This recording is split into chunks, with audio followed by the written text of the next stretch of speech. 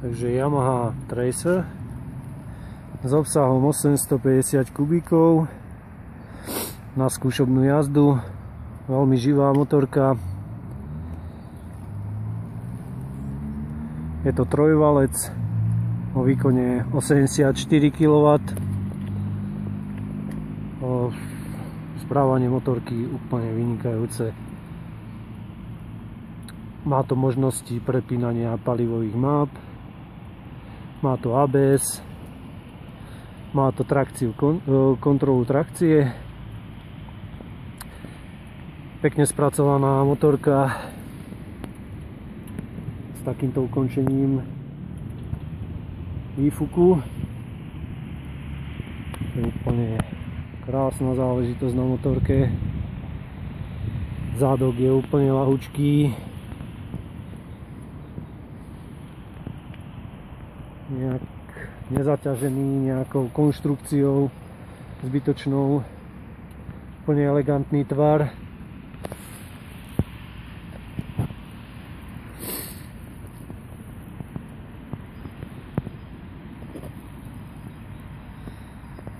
Čo je úplná špica, sa mi páči na tom.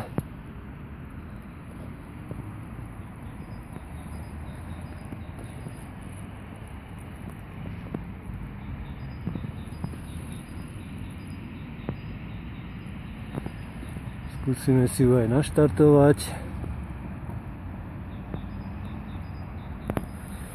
Trošku sa pozrieť na palubovku.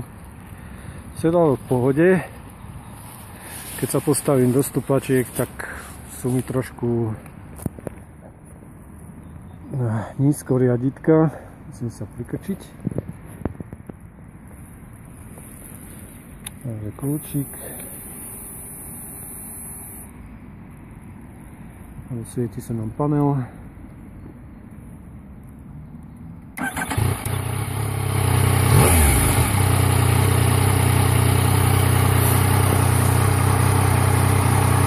Ovládá sa to tu. Ja som si všimol, že tu je ovládanie trakcie. To tlačítko.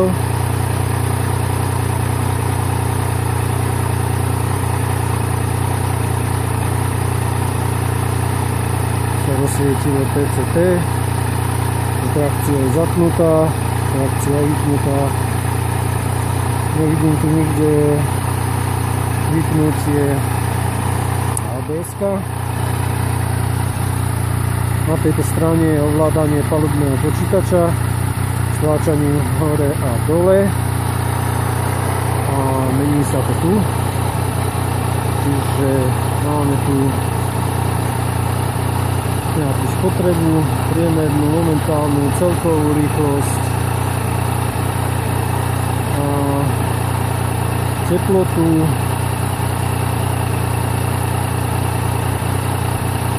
A kopec iných nastavení, ktoré asi podliehajú nejakému osobnému nastaveniu každého.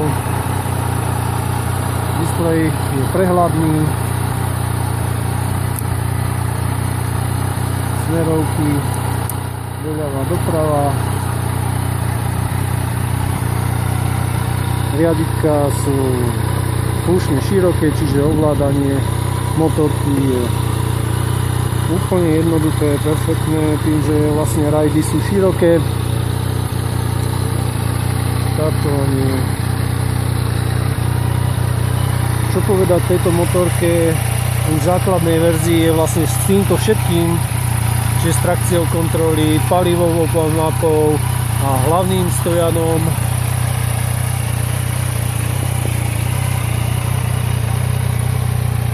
Krytý rúčok, chrániče,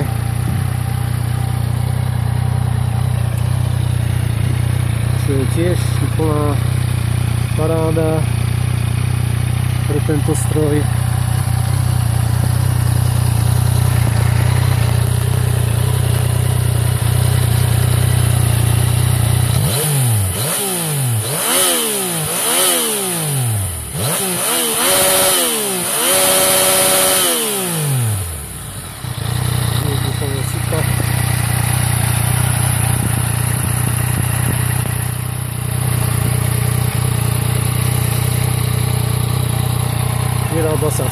kombináciách farebných.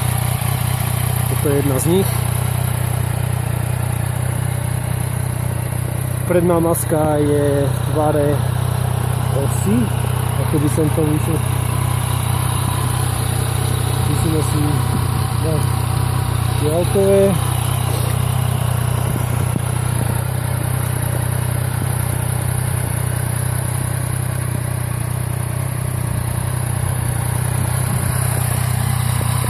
Musíme svetla vypnúť. Tak sa dajú.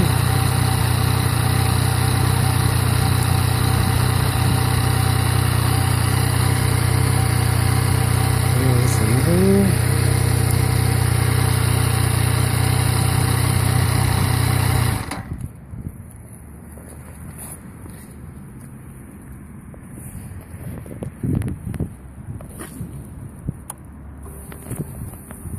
No. To by to vyzeralo, keby sme ju nehali niekde odstavenú a potrebujeme, aby boli parkovacie svetlá, tak svietia len ledky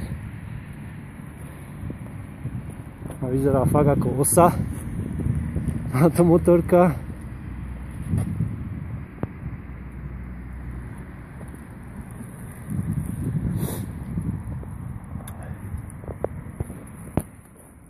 Pôžitok z jazdy vynikajúci.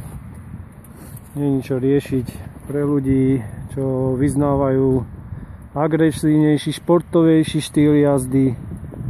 Je to tá najlepšia voľba, by som povedal.